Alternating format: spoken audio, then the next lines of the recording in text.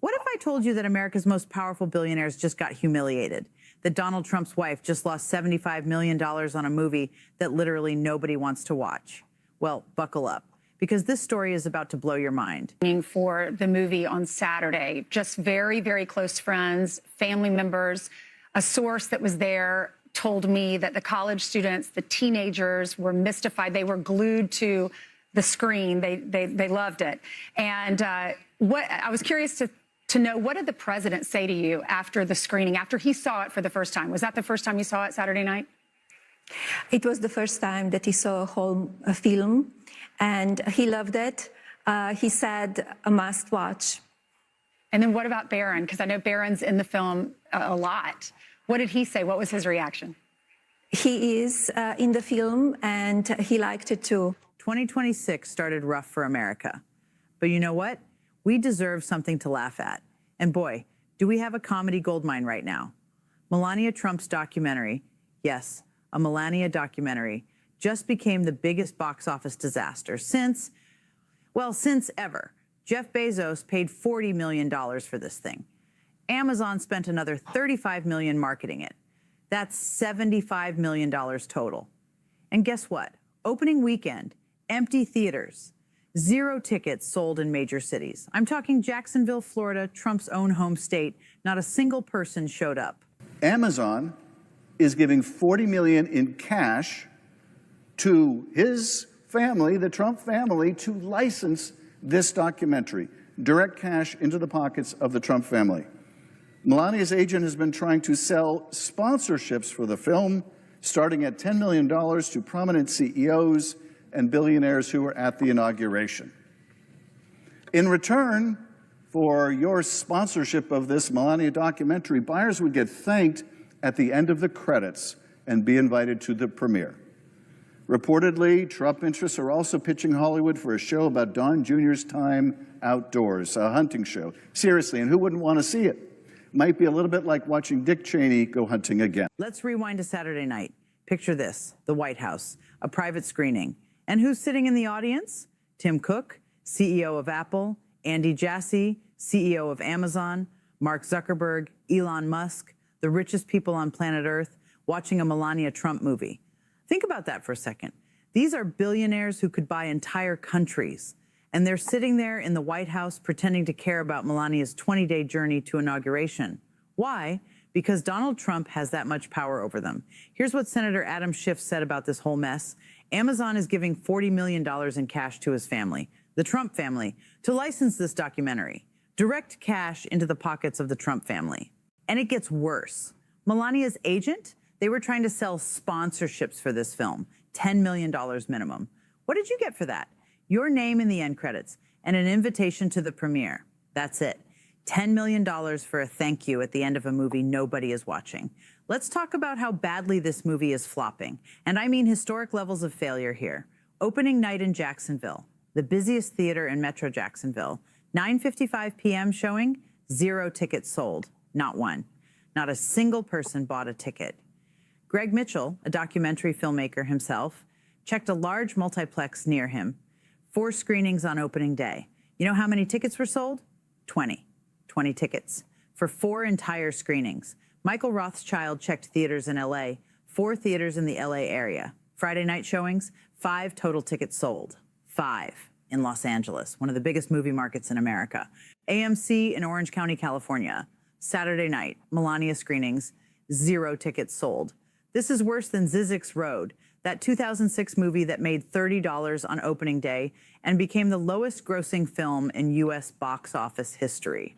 Melania's movie might actually beat that record in 2026 with a $75 million budget. But here's what you really need to understand. Jeff Bezos doesn't care that this movie is losing money. Let me repeat that. Bezos does not care. Why? Because spending $75 million to make Trump happy, that's pocket change compared to the billions he'll make from government contracts, from favorable treatment, from Trump looking the other way while Amazon crushes competition. This is crony capitalism at its finest, folks. These billionaires, Tim Cook, Jeff Bezos, Mark Zuckerberg, they're not coming to the White House because they love Melania's story. They're there because they have to be, because Trump has power. And they want that power working for them, not against them. And you know what? That should terrify you, because it means these corporations, Apple, Amazon, Meta, Tesla, they're not answering to you anymore. They're answering to him, to Trump, to power. Larry Ellison, the Oracle billionaire, just bought enough of TikTok to control what people see on the platform. Why? To suppress criticism of Trump, to shut down coverage of what's happening in Palestine, to control the narrative. This is the oligarchy we're living under right now. And the Melania movie? It's just one symptom of a much bigger disease. But here's the good news. Trump is losing, not just with this movie, with everything. His poll numbers on immigration just hit a record low. According to Reuters' Ipsos poll released today, only 39% of Americans approve of Trump's immigration policies. That's down from 50% in February 2025. That's an 11-point drop in less than a year. Why? Because people are waking up. Because when federal agents shot and killed Alex Preddy, an ICU nurse, in Minneapolis during an immigration raid, Americans said enough. Thousands of people took to the streets in sub-zero temperatures in Minneapolis. They protested, they marched, they demanded ICE out of their city. And you know what happened? Trump retreated. His administration pulled Gregory Bavino, the immigration enforcer, out of Minneapolis. They backed down. Rachel Maddow broke it down perfectly. Peaceful, powerful, relentless, principled protest works. It uses democratic means to save democracy. That is what has made all this political shifting happen. That is what has forced Trump to back down. All right. We're obviously going to have Trump haters, Trump family haters out there.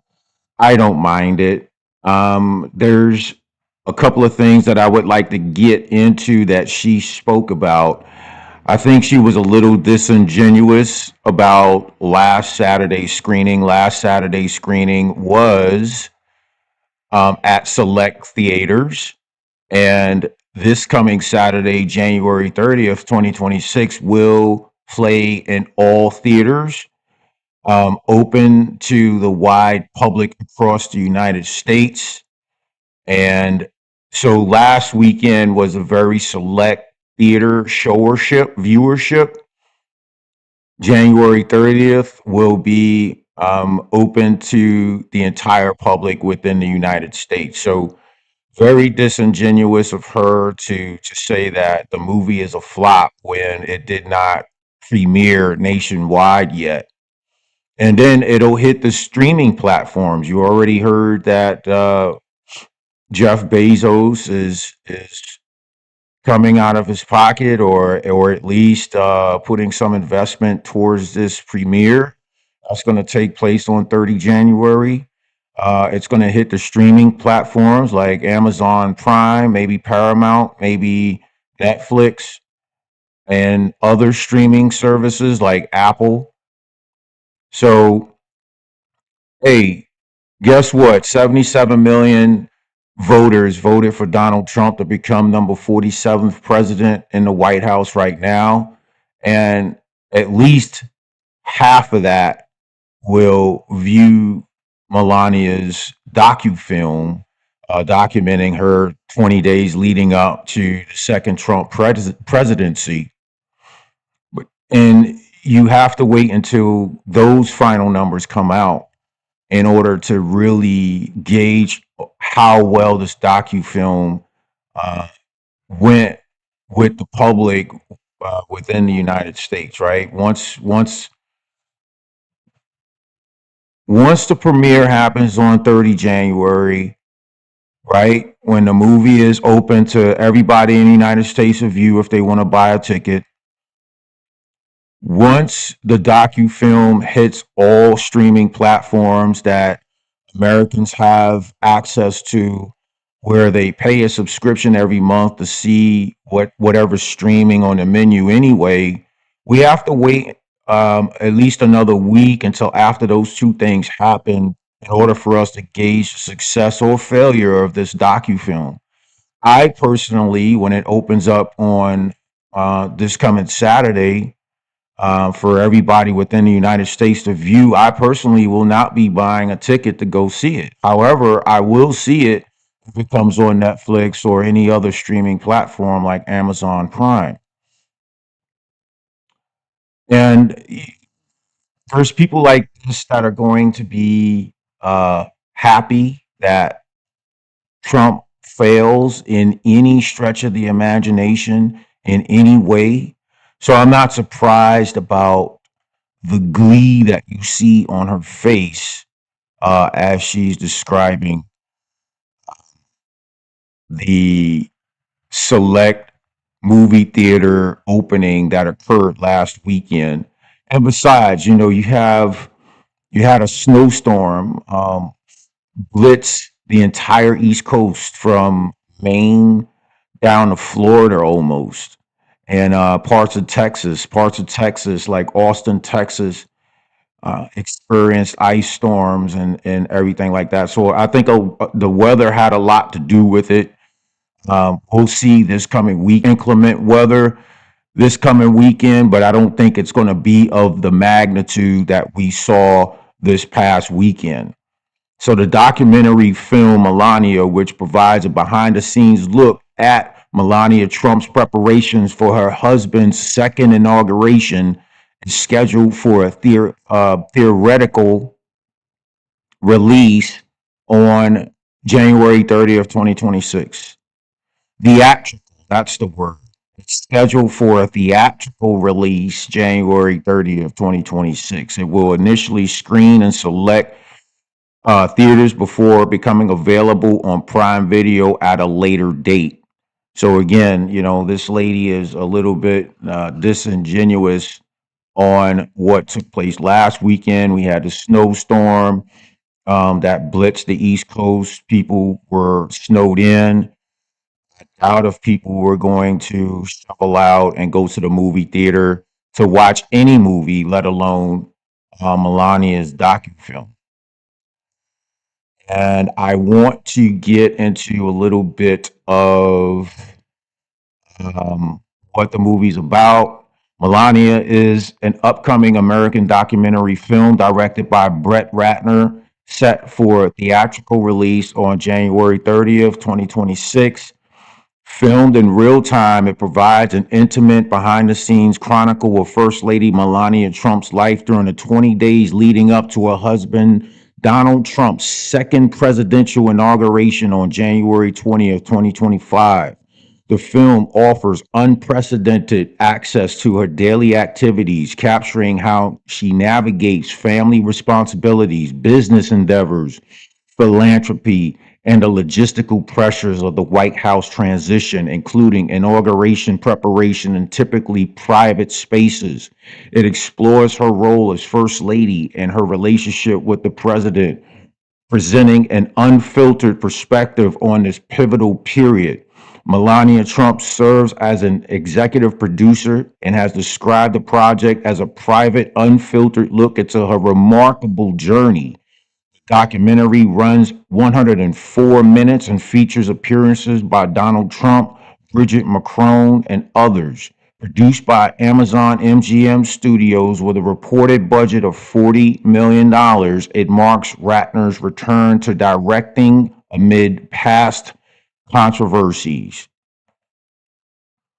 So the Melania Trump, the First Lady, she was at 11 Wall Street. She was at where the Dow Jones and Wall Street rings the bell at 9:30 a.m. Monday through Friday. There was a little ceremony that happened, and Melania Trump was given the opportunity to summarize what the docufilm meant to her and what it should mean to Americans who choose to watch it. Here's a little bit of it now.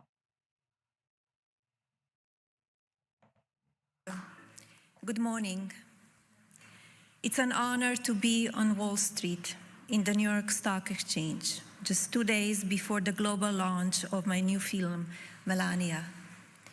Thank you for having me today, Jeff, Lynn, and of course, the CEOs from America's great corporations. Superior storytelling drives culture and in turn moves markets. In the near future, cultural influence will matter as much as economic power. Our ability to tell our stories and emotionally connect with audiences is paramount. People long to be moved.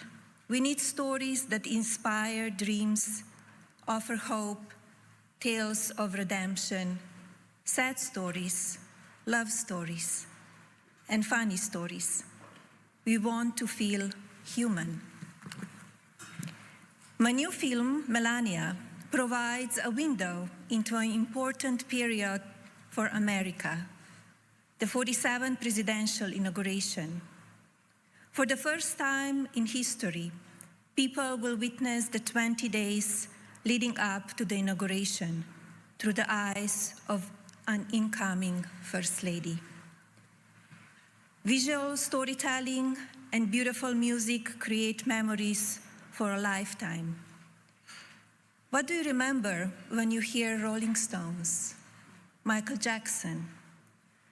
Films bring families and friends together, sitting side by side, sharing a collective moment.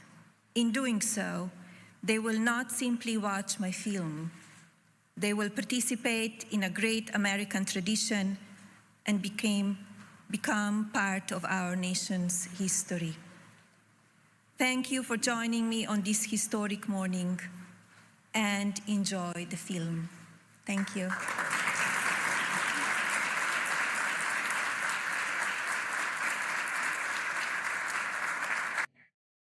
Right? That was a speech, short and sweet, short and sweet. And the last thing I'll show you before wrapping this video up is I would like to share the trailer with you.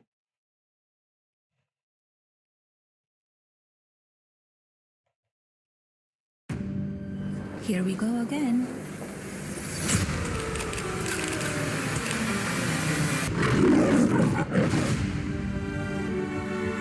You can come in. Come on in. Our proudest legacy will be that of peacemaker. Peacemaker in the fire. Is it safe? It is safe.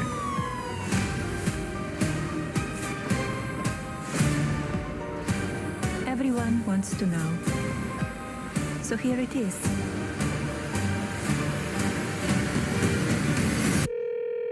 Hi, Mr. President. Congratulations. Did you watch it? I did not. Yeah, I will see it on the news.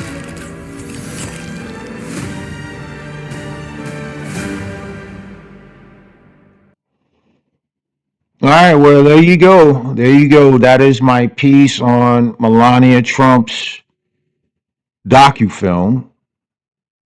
And when it gets on the streaming websites, I will definitely watch it. And so you got to witness a person who is a very beautiful woman, by the way, compared to Michelle Obama. I don't care what anybody says. I mean, Melania Trump comes across softer. She comes across more feminine compared to Michelle Obama. And I didn't want to ruin this video talking about Melania Trump by bringing up Michelle Obama. But I had to make the comparison real quick. Michelle Obama could never do anything like that because she's too busy complaining about how unfair America has been to her and her family. She is a millionaire, if not a billionaire, living in Martha's Vineyard, where it is a very exclusive, selective group that gets to live in that area. I think there's a board that votes people in, even if you have the money to buy some of those mansions in Martha's Vineyard. There's a board that you have to get selected to buy the house that's on sale in that area in order to live there. And so when you want to think about uh, millionaires and billionaires, think about the Obama family, right? And so That's it, folks. When the movie or the docufilm hits the streaming platforms, I will definitely be tuned in. But I honestly have to say that I would not go out and buy a ticket and sit in a movie theater and watch this. There are other movies that I can spend my money on in the movie theater to watch. There haven't been any great ones lately. I haven't been in a movie theater for over a year, so that gives you some indication how much Hollywood sucks because they've gone too far left in their views about society instead of being more moderate and making movies for everybody to see, including small children without sexual innuendos or anything like that that'll give away the secret sauce to adult life to children. Okay. So there you have it. Let me know what you think in the comments below, and I will see you in the next one. Thank you.